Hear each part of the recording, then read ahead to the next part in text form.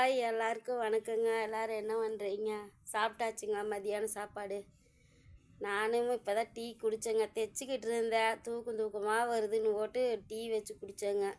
குடிச்சிட்டு சரி ஒரு வீடியோ போட்டுட்டு அப்புறமா போய் உட்காந்துக்கலாம் அப்படின்னுங்க. வேலையை முடிக்கணுங்க, ரொம்ப அவசரம். சீக்கிரமாக முடிச்சு கொடுத்தோம்னா தான் உனி அந்த அண்ணன் கம்பெனிக்கு கொண்டு போய் வேலை இருக்குதுங்க. அதுக்கு ஃபீஸ்க்கு போல்டிங் அடிக்கணும், எலாஸ்டிக்கு டவர் அடிக்கணும், அப்புறம் இன்னும் அங்கே சோல்ட்ரு வைக்கிற வேலை, நிறையா வேலை இருக்குதுங்க.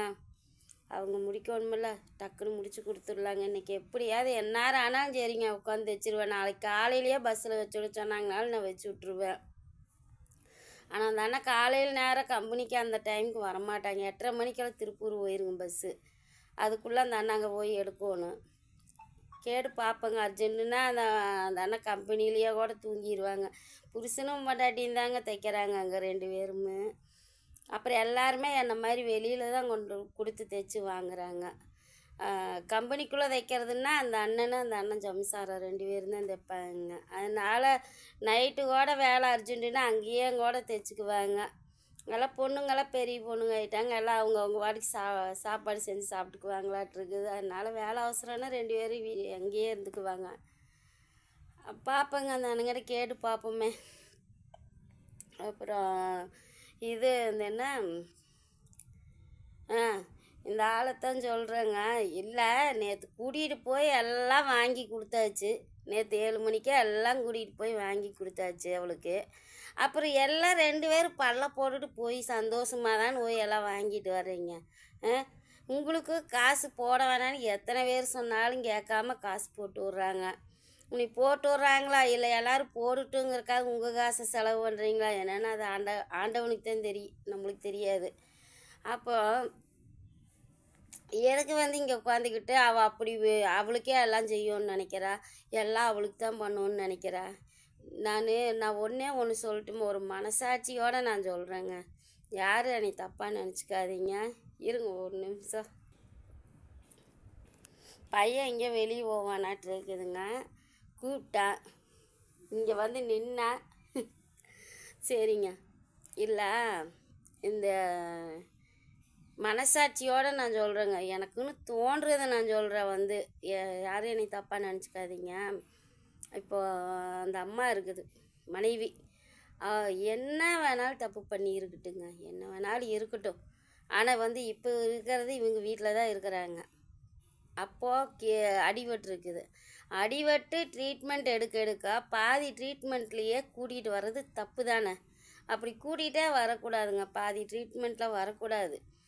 காசு செலவாகுதுன்னா இவளுக்கு மாதம் நகை வாங்கி கொடுக்குறிய, சரி அது ஒரு உசுராக நினச்சி நீ செய்கிற பாவத்துக்கு ஏதோ ஒரு உயிரை காப்பாற்றின மாதிரி நினச்சிக்கலாம்ல. அது அடிபட்டுன்னு வைங்க, அத்தனை ஸ்கேனு அது இதுன்னு எடுத்துருக்குறாங்கன்னா அதெல்லாம் டாக்டர் பார்த்து எங்கேயாவது எலும்பு ஏதாவது சின்னதாக அடிபட்டு இருந்ததுன்னா கூட அவங்க அதுக்கு தகுந்த ட்ரீட்மெண்ட் எடுக்கலின்னு வைங்க, எலும்பு கோணையாக கூடிருங்க. அப்புறம் சாக வரையில் அப்படியே தான் நம்ம நடக்கணும். அது புரியலை.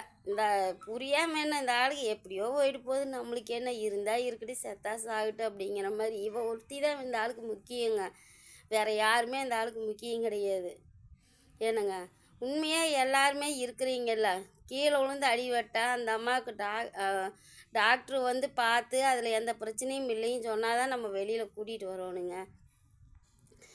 ஏதாவது இப்போ எங்கள் அப்பாக்கே வருங்க, பஸ் ஏறும்போது கீழே விழுந்து அடிபட்டது தான். அந்த 1 மாதமாக வேலைக்கு போக முடியாத படுத்து சாப்பிட முடியாத போய் எங்கள் அப்பாவுக்கு இதுக்கு எங்கள் அக்கா கூட்டிகிட்டு போய் கட்டெல்லாம் மாவு கட்டு போட்டுட்டு தான் வந்தாங்க. மாவு கட்டு போடல, எண்ணெய் கட்டு போட்டாங்க. கூட்டிகிட்டு போய் குச்சியெல்லாம் வச்சு கட்டு போட்டு விட்டாங்க. எங்கள் அப்பா அதை பூரா அவுத்து எரிஞ்சிருதுங்க. எரிஞ்சு இப்படி எலும்பு கொஞ்சம் கோணையாக கூடிருச்சு. கூடணுன்னுமே அந்த கை நேராகவே வரல.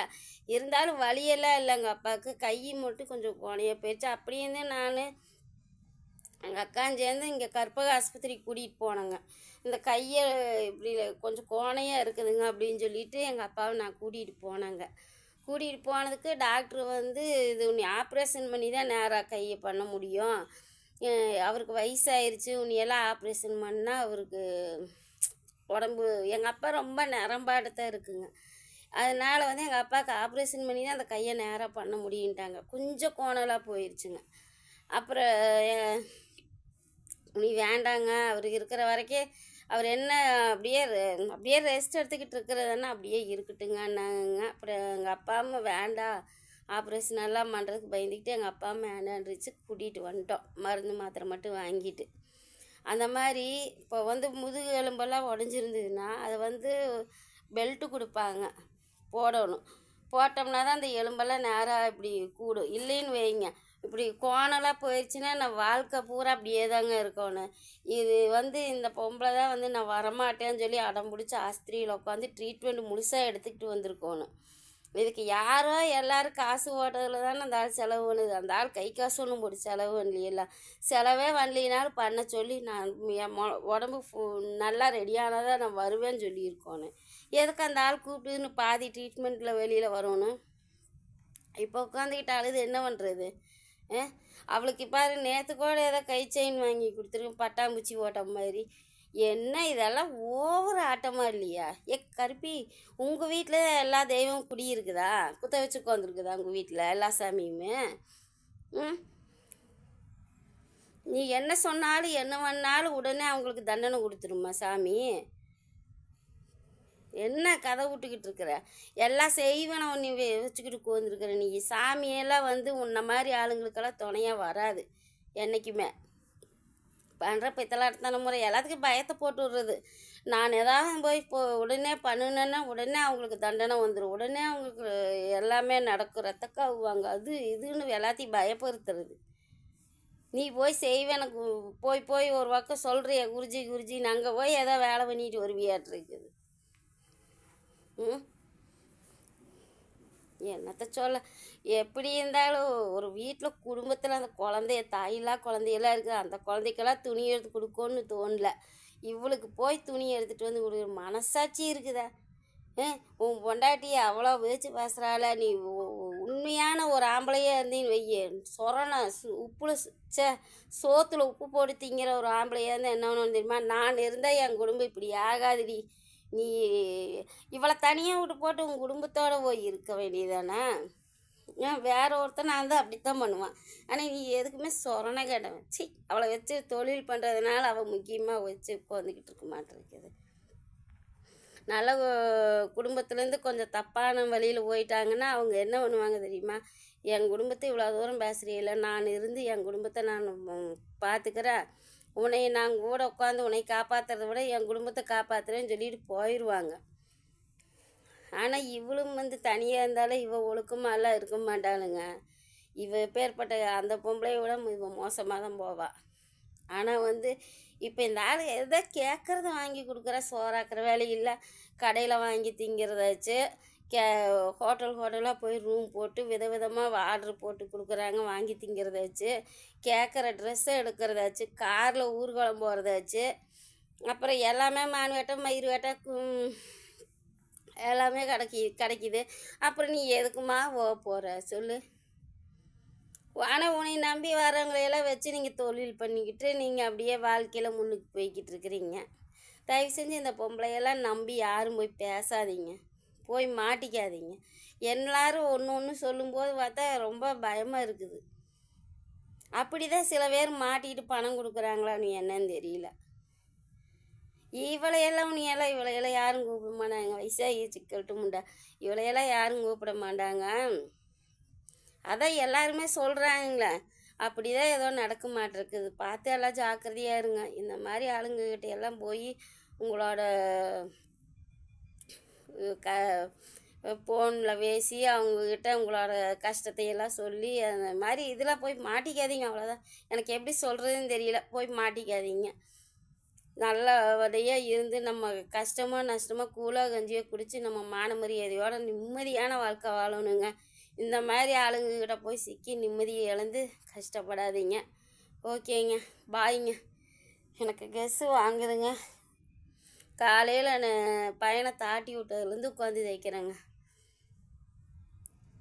படுக்கலான் இருக்குதுங்க, தூக்கம் வருது. ஆனால் படுத்தோம்னா வேலை கெட்டு போயிடும், தூங்கிடுவேன் நல்லா. இன்றைக்கி இருக்கிற சலுப்புக்கு தூங்கிடுவேன். அதனால் ஒரு பொம்பளையை தலைக்கு ஊற்றுனா கூட ஊருக்கே வெளிச்சம் போட்டு காமிக்குது. நம்மளாம் அப்படியே காமிச்சிக்கிட்டு உட்காந்துருக்குறேங்க. என்னத்த சொல்கிறதுங்க. அது கூட வந்து உட்காந்துக்கிட்டு மாதம் வழக்கம் கொடுத்துக்கிட்டு இருக்கிற. ஒரு தடவை சொல்லிட்டு நிறுத்துறாளா? வெக்கம் மானம் சூடு சொரணை எதுவும் கிடையாது. புள்ள குட்டிகளை நேரமாக எழுந்திரிச்சு ஸ்கூலுக்கு தாட்டுறியா? அதுவும் கிடையாது. ஒரு பெத்த தாய்க்கு ஏதாவது காசு பணம் கொடுத்து உதவி பண்ணுறியா? நல்லது பண்ணுறியா? அதுவும் கிடையாது. கட்டின புருஷன் எங்கேயோ ரோடோட சுற்றிட்டு இருக்கிறா. அதை பற்றி ஏதாவது கொஞ்சம் எண்ணம் இருக்குதா? எங்கள் வீட்டுக்காரால் எப்போ வர நேரத்தை விட ஒரு கொஞ்சம் நேரம் ஆயிடுச்சுன்னா நான் ஃபோன் பண்ணி கேட்பேன், ஏன் இன்னும் வரலன்னு கேட்பேன். சாப்பிட்ற டைமுக்கு வீட்டுக்கு வர டைமுக்கு விட ஆளை காணோம்னா என்னன்னா சாப்பிட்றக்கே வரல, வாங்க சாப்பிட்லான்னு கூப்பிடுவேன்.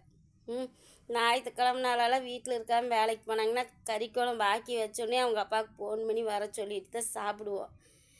எல்லாம் என்ன பொம்பளையோ, இந்த ஆள் சேர்த்து போயிட்டானே நீ எல்லாம் என்ன பண்ண போகிறியோ, எல்லாமே உங்கள் கையை விட்டு போயிடும். உன் பசங்களுக்கும் உன் மேலையெல்லாம் பாசம் இருக்க பார்க்க மாட்டாங்க. அவங்க அம்மா அது வரைக்கும் இருப்பாங்களான்னு தெரியல.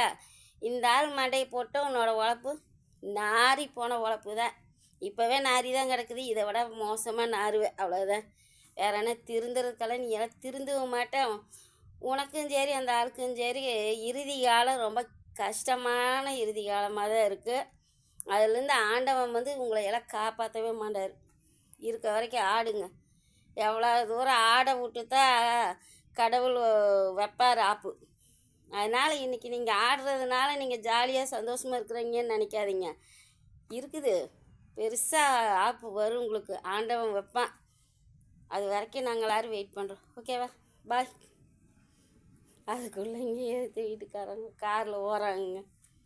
பாய்ங்க.